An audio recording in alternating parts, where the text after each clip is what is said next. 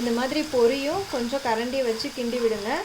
நல்லா திக்காக நல்லா கருப்பாக கிடச்சிருக்கு. இதுவே எனக்கு வந்து 3 மாதம் வரும். அதனால் நான் வந்து இந்த அளவுக்கு மட்டும்தான் ரெடி பண்ணிப்பேன். அன்பு மகள் சேனல் பார்த்துட்ருக்க எல்லோருக்கும் வணக்கம். இன்றைக்கி நம்ம சேனலில் நீங்கள் மோஸ்ட் ரிக்வஸ்டடாக கேட்டுட்டு இருந்த வீடியோ தான் பார்க்க போகிறீங்க. நான் என்னோடய முடி வளர்கிறதுக்காகவும் முடி கொட்டுறது தடுக்கிறதுக்காகவும் நான் ஹேர் ஆயில் ரெடி பண்ணி யூஸ் பண்ணிகிட்ருக்கேன்னு சொன்னேன். அந்த ஆயில் எப்படி ரெடி பண்ணுறதுன்னு கேட்டுட்டு இருந்தீங்க. எப்படி ரெடி பண்ணுறதுங்கிறது தான் இந்த வீடியோ.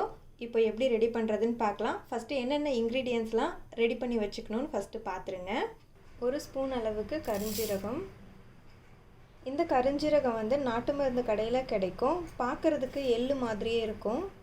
உங்ககிட்ட இப்போ காட்டுறேன் பாருங்கள். இப்படி தான் இருக்கும். நான் எடுத்திருக்க எண்ணெய்க்கு வந்து 1 ஸ்பூன் அளவுக்கு போதும். 1 ஸ்பூன் அளவுக்கு வெந்தயம். இது ரெண்டையும் சேர்த்து இப்போ நம்ம பொடி பண்ணி எடுத்துக்கலாம். ரொம்ப நைஸாக அரைக்க வேண்டாம், ஒன்றும் பாதியாக பொடி பண்ணால் கூட போதும். இப்போ இது ரெடி ஆகிடுச்சு. நெக்ஸ்ட்டு இப்போது முடி வளர்கிறதுக்கும் முடி கொட்டுறது ஸ்டாப் பண்ணுறதுக்கும் முக்கியமாக தேவைப்படக்கூடிய 3 பொருள் நான் எடுத்திருக்கேன்.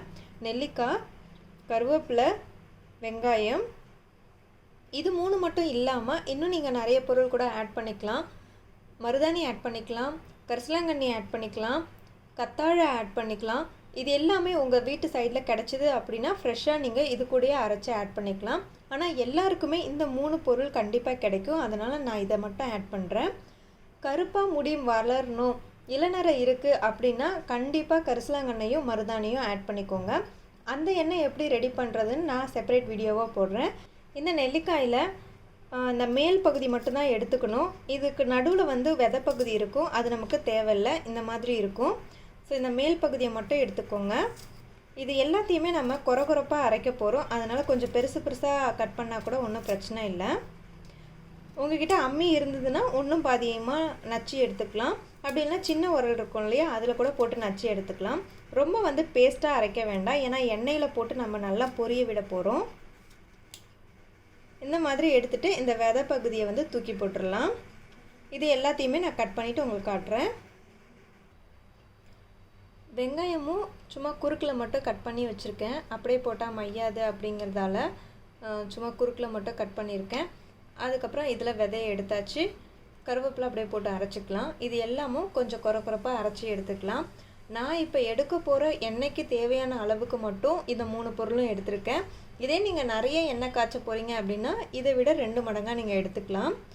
கொஞ்சம் கொஞ்சமாக எப்பயுமே ரெடி பண்ணி வச்சு யூஸ் பண்ணோம் அப்படின்னா ரொம்ப ஃப்ரெஷ்ஷாகவும் இருக்கும், கெட்டு போகாமலும் இருக்கும். அதனால் எப்பயுமே கொஞ்சமாகவே ரெடி பண்ணுங்கள். நான் அப்படி தான் பண்ணுவேன், அதனால தான் உங்ககிட்ட ஷேர் பண்ணுறேன்.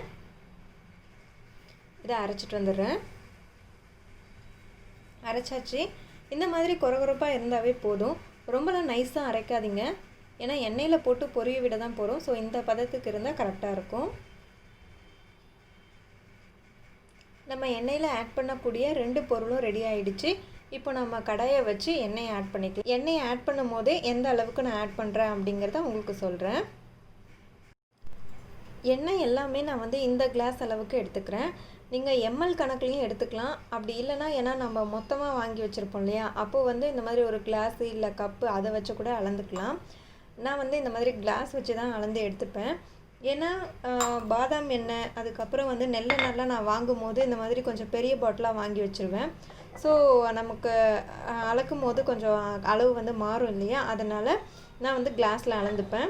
இந்த மாதிரி பாதாம் எண்ணெய் பெரிய பாட்டில், அதே மாதிரி நல்லெண்ணெய் இதெல்லாம் வந்து கொஞ்சம் பெரிய பாட்டிலாக வாங்கி வச்சுப்பேன்.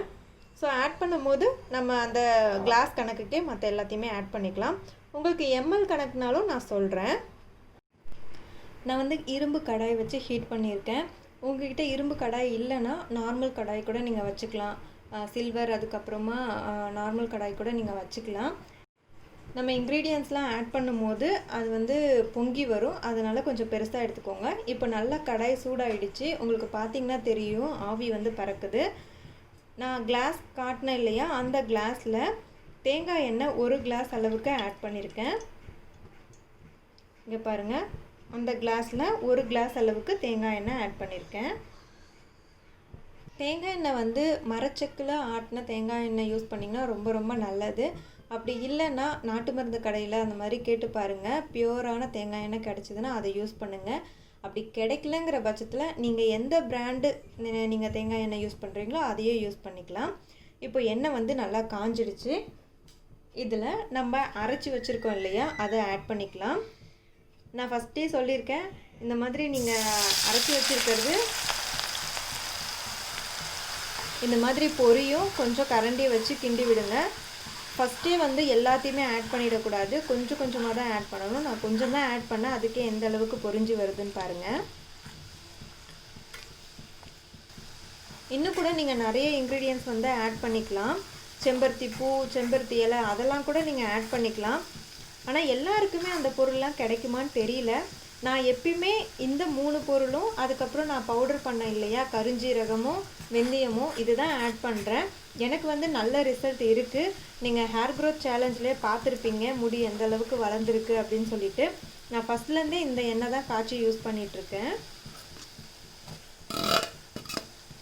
நான் இப்போ எல்லாமே ஆட் பண்ணிட்டேன், அரைச்சி வச்சுருக்கிறது எல்லாமே ஆட் பண்ணிட்டேன்.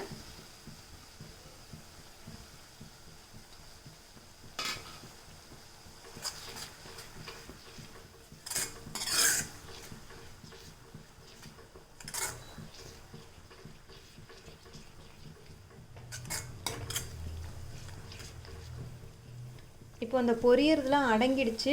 ஆனால் வந்து எண்ணெய் தனியாக பிரிஞ்சு வரணும். அதை நல்லா பொரிஞ்சு கலர் மாறணும். அது வரைக்கும் நம்ம வந்து கிளறி விடணும்.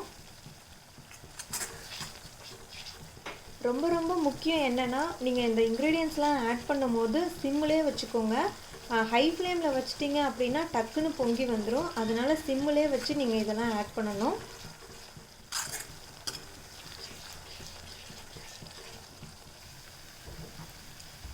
இப்போ இது நல்லா பொரிஞ்சு வந்துருச்சு.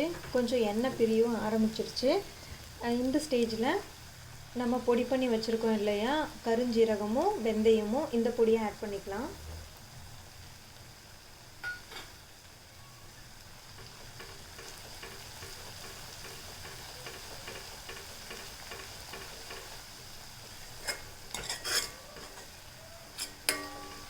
இப்போ வந்து எல்லாமே நல்லா குக் ஆகி கலர் நல்லா மாற ஆரம்பிச்சிருச்சு பாருங்கள். ப்ரௌன் கலரில் ஆகுது.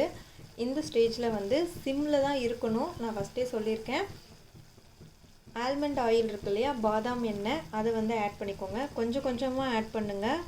டக்குன்னு பொங்கி வந்தாலும் வந்துடும். அதனால் கொஞ்சம் கொஞ்சமாக ஆட் பண்ணி கிளறி விடுங்க.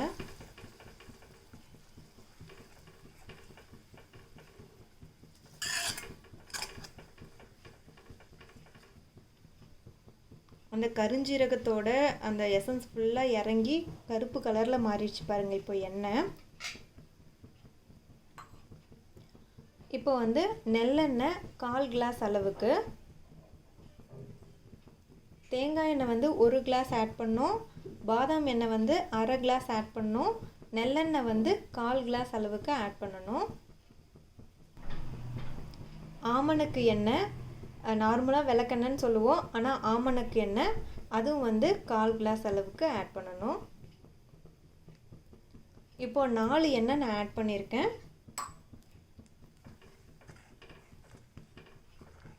இப்போ ஆல்ரெடி நல்லா ஹீட்டாக இருந்துச்சு, எண்ணெயும் நல்லா பிரிஞ்சு வந்திருந்தது. இப்போ வந்து நம்ம ஆஃப் பண்ணிடலாம். இந்த ஹீட்லேயே வந்து நம்மளுக்கு நல்லா குக் ஆகிடும், எல்லா எண்ணெயும் மிக்ஸ் ஆகிடும். நான் ஸ்டவ் ஆஃப் பண்ணிட்டேன். இதை அப்படியே விட்டுருங்க, மூடி போட்டு வைக்காதீங்க. மறுநாள் காலையில், நான் இப்போ வந்து ஈவினிங் நான் செஞ்சிட்ருக்கேன், மறுநாள் காலையில் நல்லா ஆறுனதுக்கப்புறம் இதை வந்து நம்ம வடிகட்டி எடுத்துக்கலாம். மறந்துடாதீங்க, இந்த மாதிரி ஹீட்டாக இருக்கும் போதே தட்டு போட்டு மூடக்கூடாது. நான் ஃபஸ்ட்டே சொல்லியிருக்கேன், தட்டு போட்டு மூடாதீங்க. ஏன்னா அந்த தட்டில் இந்த ஹீட்டாக இருக்கு இல்லையா, இந்த ஆவியெல்லாம் பட்டு துளி துளியாக தண்ணி வந்துடும், வேர்த்துரும். அந்த தண்ணி இதில் பட்டுருச்சுன்னா எண்ணெய் வந்து சீக்கிரமாக கெட்டு போயிடும். ஆறுனதுக்கப்புறம் வேணால் நீங்கள் தட்டு போட்டு மூடலாம், ஆனால் சூடாக இருக்கும் போது கண்டிப்பாக தட்டு போட்டு மூடிடாதீங்க. இந்த இரும்பு கடாயில் இருக்கும் போது அதில் நல்லா அந்த எசன்ஸ் எல்லாம் நல்லா ஊறி நமக்கு வந்து ஹெல்த்தியான எண்ணெயாக கிடைக்கும். அதனால் அப்படியே இருக்கட்டும். மறுநாள் காலையில் நான் இதை எப்படி வடிகட்டி ஸ்டோர் பண்ணுறேன்னு காட்டுறேன். எண்ணெய் வந்து இப்போ நல்லா தெளிஞ்சு வந்திருக்கு. பார்த்திங்கன்னா உங்களுக்கு தெரியும், நல்லா எண்ணெய் மேலே மிதங்கிட்டுருக்கு. இப்போ மறுநாள் காலையில் இதை நான் இப்போ வடிகட்ட போகிறேன். நேற்று அளவுக்கு எடுத்துக்கிட்ட அதே கிளாஸ் தான் இப்போ எடுத்திருக்கேன். ஏன்னா இப்போ எவ்வளோ அளவுக்கு உங்களுக்கு எண்ணெய் வந்திருக்கு அப்படின்னு காட்டுறதுக்காக.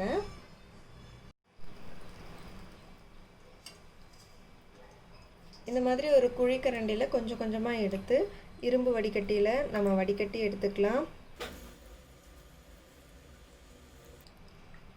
நேற்று எண்ணெய் வந்து தேங்காய் எண்ணெய் இந்த கிளாஸால் 1 கிளாஸ் அளவுக்கு எடுத்திருக்கோம். பாதாம் எண்ணெய் 1/2 கிளாஸ்க்கு, ஆமணக்கு எண்ணெயும் நல்லெண்ணெயும் 1/4 கிளாஸ் அளவுக்கு எடுத்திருக்கோம். மொத்தமாக பார்த்திங்கன்னா 2 கிளாஸ் அளவுக்கு எண்ணெய் நம்ம எடுத்திருக்கோம். இப்போ எந்த அளவுக்கு எண்ணெய் நமக்கு கிடச்சிருக்கு அப்படின்ட்டு ஃபைனலாக பார்க்கலாம். இதே நீங்கள் எம்எல் அளவில் நீங்கள் எண்ணெய் எடுத்துக்கிறீங்க அப்படின்னா 100 ml தேங்காய் எண்ணெய் எடுத்துக்கோங்க, 50 ml பாதாம் எண்ணெய், 25 ml ஆமணக்கு எண்ணெயும் நல்லெண்ணெயும் எடுத்துக்கோங்க.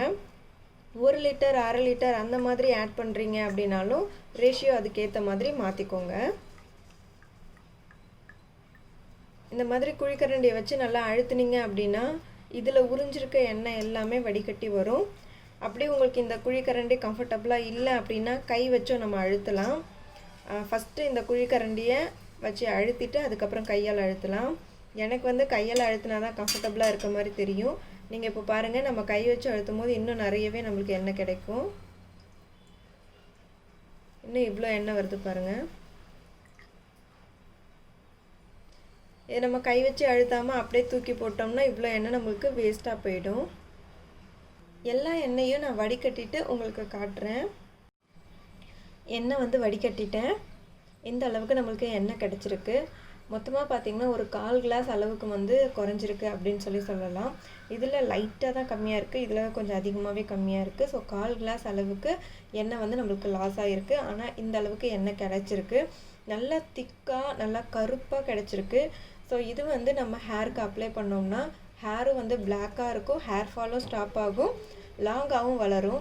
எனக்கு வந்து எந்த அளவுக்கு ரிசல்ட் கொடுத்துருக்கு அப்படின்னு நான் ஃபோட்டோ அட்டாச் பண்ணுறேன், நீங்கள் பாருங்கள். ஆல்ரெடி வீடியோ பார்த்துருக்கவங்களுக்கு தெரிஞ்சிருக்கும். இந்த வீடியோவை புதுசாக பார்க்குறவங்களுக்காக நான் அந்த ஃபோட்டோ காட்டுறேன். 1 மந்தோட ரிசல்ட் தான் இது. இந்த அளவுக்கு எனக்கு வந்து ரிசல்ட் கொடுத்துருக்கு. ஹேர் வந்து லாங்காக வளர்ந்துருக்கு.